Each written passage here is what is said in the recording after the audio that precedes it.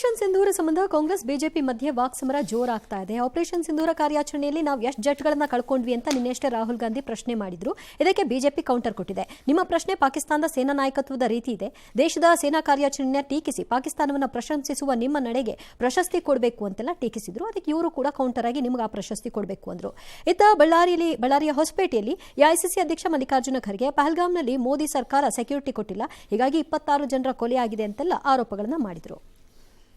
Prime ಮಿನಿಸ್ಟರ್ಗೆ ಇದು ಗೊತ್ತಿತ್ತು ಅನ್ನೋದು too much of A talking.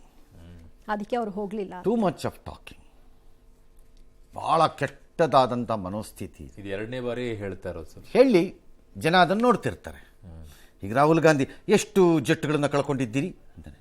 ಪಾಪ ಅವ್ರವ್ರ ಪಕ್ಷದೊಳಗಡೆ ಯಾರು ಅವ್ರನ್ನ ಕೇಳಿದ್ರೋ ಇಲ್ವೋ, ಸರ್ ಕಳೆದ 3 ಚುನಾವಣೆಯಲ್ಲಿ ಎಷ್ಟು ಸೀಟ್ ಕಳ್ಕೊಂಡಿದ್ದೀವಿ ಈ ಲೋಕಸಭೆಯಲ್ಲಿ, ಯಾವ್ಯಾವ ರಾಜ್ಯಗಳನ್ನು ಎಷ್ಟು ಬಾರಿ ಸೋತಿದ್ದೇವೆ, ಯಾವ್ಯಾವ ರಾಜ್ಯದಲ್ಲಿ ಎಷ್ಟೆಷ್ಟು ಸೀಟುಗಳು ಕಡಿಮೆ ಆಗಿವೆ ನಮ್ಮದು ಅಂತ ಯಾರು ನಿಮ್ಮನ್ನು ಕೇಳಿದಾರೋ ಇಲ್ವೋ, ಇಲ್ಲಿ ಲೆಕ್ಕ ಕೇಳ್ತೀರಿ. These are all questions cannot come in certain domain. ಬರುತ್ತೆ ಕೆಲವು ಕಡೆ ಒಳಗಡೆಯಲ್ಲಿ, ಬಟ್ ಇದು ರಿವರ್ಸ್ ಒನ್ ಸೈಡ್. ಎರಡನೇದು, ಬಿಜೆಪಿ ಹೇಗೆ ಆಡುತ್ತೆ ಅಂತಂದ್ರೆ ಕೇಂದ್ರ ಸರ್ಕಾರ ನಾನು ಹೇಳಿದ್ದನ್ನು ನೀನು ಬಾಯಿ ಮುಚ್ಕೊಂಡು ಕೇಳಬೇಕು ಅಂತ ಆಡ್ತಾರೆ ಅವರು. ಅವ್ರ ಪ್ರಾಬ್ಲಮ್ ಇದು. ಅವ್ರ ಆರೋಗ್ಯನ್ಸ್ ಲೆವೆಲ್ಸ್ ಎಷ್ಟಿರುತ್ತೆ ಅಂದರೆ ಒಂದೊಂದು ಸರ್ತಿ ಸೋರ್ತಿರುತ್ತೆ, ಕಾಣುತ್ತೆ ನಮಗೆ. ನಾನು ಮಾಡಿದ್ದೆ ಸರಿ ಅನ್ನೋ, ನಾನು ಮಾಡಿದ್ದು ಸರಿ, ನಾನು ಹೇಳಿದ್ದನ್ನು ಬಾಯಿ ಮುಚ್ಕೊಂಡು ಕೇಳದಿದ್ರೆ ಈ ದೇಶದ್ರೋಹಿ ಆಗ್ತೀಯ ಅಷ್ಟೇ. This is not the way. ಒಮ್ಮತವನ್ನು ಬಯಸಬೇಕಾಗಿದ್ದು ಸರ್ಕಾರಗಳು. ಬಹಳ ವಿಚಿತ್ರವಾಗಿದೆಯಪ್ಪ ನಮ್ಮ ದೇಶದ ರಾಜಕಾರಣಿಗಳ ನಡವಳಿಕೆಗಳು. ನೀವು ರೋಲ್ ಮಾಡೆಲ್ಗಳು ಕಂಡ್ರಪ್ಪ, ಯಾತಕ್ಕೆ ಅಂದರೆ ಈ ದೇಶ ಬಿಟ್ಟು ಹೋಗೋರಿಗೆ, ಅವರಿಗೆ ನಿಮ್ಮನ್ನು ನೋಡಿ ಗಡಗಡ ನಡುಗಿ ಜನ ದೇಶ ಬಿಟ್ಟು ಹೋಗ್ಬಿಡ್ಬೇಕು.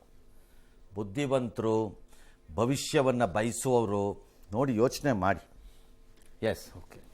ಇನ್ನು ಭಾರತದ ಆಪರೇಷನ್ ಸಿಂಧೂರ ಸೇನಾ ಕಾರ್ಯಾಚರಣೆಯಲ್ಲಿ ಪಿಒಕೆ ಭಾಗದಲ್ಲಿ 68 ಪಾಕ್ ಸೈನಿಕರು ಬಲಿಯಾಗಿದ್ದಾರೆ ಅಂತ ಈಗ ತಿಳಿದು ಬರ್ತಾ ಇದೆ. ಭಾರತ ಬಯಸಿದರೆ ಪಾಕಿಸ್ತಾನವನ್ನ ಸರ್ವನಾಶ ಮಾಡುತ್ತೆ. ಪಾಕ್ ಸೇನೆ ತನ್ನ ಪ್ರಧಾನ ಕಚೇರಿಯನ್ನು ರಾವಲ್ಪಿಂಡಿಗೆ ಸ್ಥಳಾಂತರ ಮಾಡಿಬಿಟ್ಟಿದ್ದಾರೆ. ಅವರು ಎಲ್ಲೇ ಅಡಕ್ಕೆ ಕುಳಿತಿದ್ರು ನಾವು ಹೊಡೆದಾಕ್ತೀವಿ ಅಂತ ಡಿಜಿ ಲೆಫ್ಟಿನೆಂಟ್ ಜನರಲ್ ಸಮೂರ್ ಇವಾಂಡಿ ಕುನ್ಹಾ ಅವರು ಹೇಳಿದ್ದಾರೆ. ಸೇನೆಯ ಸಾಮರ್ಥ್ಯಕ್ಕೆ ಆಪರೇಷನ್ ಸಿಂಧೂರವೇ ಸಾಕ್ಷಿ. ಇಡೀ ಪಾಕ್ ನಮ್ಮ ವ್ಯಾಪ್ತಿಯಲ್ಲೇ ಇದೆ.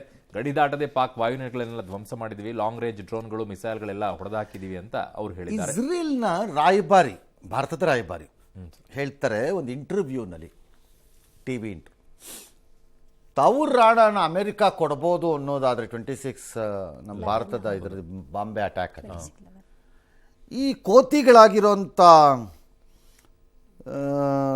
ಜಾಕಿರ್ ರೆಹಮಾನ್ ಲಕ್ವಿ, ಹಫೀಜ್ ಸೈಯದ್, ಸಾಜಿದ್ ಮಿರುನೆಲ್ಲ ಯಾಕೆ ಕೊಡಬಾರ್ದು ಪಾಕಿಸ್ತಾನ? ಅವ್ರಿಗೆ ಆಗುತ್ತೆ ಅಂದ್ರೆ ಇವ್ರಿಗೆ ಯಾಕಾಗಲ್ಲ? ನನ್ನ this is exactly the question Indians are asking ಇವತ್ತು. ನಾವು ಮೊನ್ನೆ ಮಾಡಿದ ಸಿಂಧೂರದಿಂದ ನಮಗೆ ಲಾಜಿಕಲಿ ಬರಬಹುದಾದ ಲಾಭ ಏನು ನನಗೀಗಲೂ ಅರ್ಥ ಆಗಿಲ್ಲ. ವಿ ಹ್ಯಾವ್ ಡೆಸ್ಟ್ರಾಯ್ಡ್, ಅನುಮಾನನೇ ಇಲ್ಲ. ಅದಕ್ಕೆ ಪ್ರೂಫ್ ಕೇಳ್ತಿರೋಂಥ ಕಮಂಗಿಗಳು, ಕೋತಿಗಳಿಗೆ ಬಾಲ ಒಂದಿಲ್ಲ ಅಷ್ಟೇ, ಮಿಕ್ಕಿದೆಲ್ಲ ಇದೆ ಅವಕ್ಕೆ. ಅವಂಥ ಕೋತಿಗಳವು ಸಿಂಧೂರವನ್ನು ಡೌಟ್ ಮಾಡಿ ಮಾತಾಡ್ತಿರೋಂಥವು ದೇಶದ್ರೋಹಿಗಳೇ, ಅನುಮಾನ ಇಲ್ಲ ಅದರಲ್ಲಿ. ನನಗೆ ಅದರಲ್ಲೆಲ್ಲ ಯಾವುದೂ ಸಮಸ್ಯೆ ಇದ್ದಂಗೆ ಕಾಣಿಸ್ತಿಲ್ಲ ನನಗೆ. ದ ವೇ ನಮ್ಮ ವೆಪನ್ಸ್ನ ನಾವು ಯೂಸ್ ಮಾಡಿರೋದು ಭಾಳ ಹೆಮ್ಮೆ ತರ್ತಾ ಇದೆ, ಅದರಲ್ಲೂ ದೇಶೀಯವಾಗಿ ಆಗಿರೋವಂಥದ್ದು. ದ ವೇ ನಮ್ಮ ಟ್ಯಾಕ್ಟಿಕಲ್ ಪ್ಲಾನಿಂಗ್ ಆಗಿರೋದು, ಮತ್ತು ಅಮೋಘವಾದಂಥ ಎಂಟ್ರಿ ಆಗದೆ ಡಿಸ್ಟ್ರಕ್ಷನ್ ಮಾಡಬಹುದಾದ ಶಕ್ತಿಯನ್ನು ಸಂಪಾದನೆ ಮಾಡಿಕೊಂಡಿರೋದು ಬ್ರಿಲಿಯಂಟ್. ಬಟ್ ಲಾಜಿಕಲಿ ಇವೆಲ್ಲ ಆಪರೇಷನಲ್ ಸಕ್ಸಸಸ್ಗಳು ನಮ್ಮದು. ಪೊಲಿಟಿಕಲಿ ನನಗೆ ಸಿಗಬಹುದಾದ ಲಾಭ ಏನು ಇದರಲ್ಲಿ? ಪಿಒಕೆಯಿಂದ ಅವರು ಮತ್ತೆ ತಲೆ ಎತ್ತಲ್ಲ ಅನ್ನೋದೇನಾದ್ರು ಒಂದು ಆಶ್ವಾಸನೆ ನಮಗೆ ಬರುತ್ತೋ? ಪಾಕಿಸ್ತಾನ ಮಗದೊಮ್ಮೆ ಈ ಕೋತಿಗಳು, ಕಚಡಗಳು, ಕಂತ್ರಿಗಳಿದಾರಲ್ಲ, ಲಕ್ವಿ ಪಕ್ವಿ ಮಕ್ವಿ ಅಂದ್ಕೊಂಡು ಇವನ್ನ ಮತ್ತೆ ಮತ್ತು ಇವುಗಳ ತಳಿ ಇದೆಯಲ್ಲ, ಮಿನಿ ನಾಯಿ ಮರಿಗಳಿರ್ತಾವಲ್ಲ ತಳಿಗಳು, ಆ ತಳಿಗಳನ್ನು ಇಲ್ಲಿ ಕಳಿಸಲ್ಲ ಅಂತ ಏನಾದರೂ ನಮಗೊಂದು ಗ್ಯಾರಂಟಿ ಬರುತ್ತಾ? ಪದೇ ಪದೇ ನ್ಯೂಕ್ಲಿಯರ್ ವೆಪನ್ ಇದೆ, ಪರಮಾಣು ಇದೆ ಅಂತ ಬಡ್ಕೊಳತ್ವಲ್ಲ, ಒಳ್ಳೆ ಭೂತ ಪಿಚಾಚಿಗಳ ಥರ. ಅದನ್ನು ಹೇಳದೇ ಇರೋ ರೀತಿ ಅವ್ರ ಬಾಯಿಗೆ ಏನಾದ್ರು ಟೇಪ್ ಹಾಕ್ತಿದ್ದೀವಾ? ಸಮಥಿಂಗ್ ವಿ ನೀಡ್ ಅಲ್ವಾ ಟ್ಯಾಕ್ಟಿಕಲಿ? ನಂಗೆ ಅದು ಗೊತ್ತಾಗ್ತಿಲ್ಲ. ಅದರ್ವೈಸ್ ಸಿಂಧೂರ ಪ್ರಶ್ನೆ ಮಾಡೋರು ನಾವು ಬುರ್ಡೆ ಹೊಡೆದಾಕ್ಬಿಡ್ಬೇಕು ಹೇಳ್ತೀನಿ.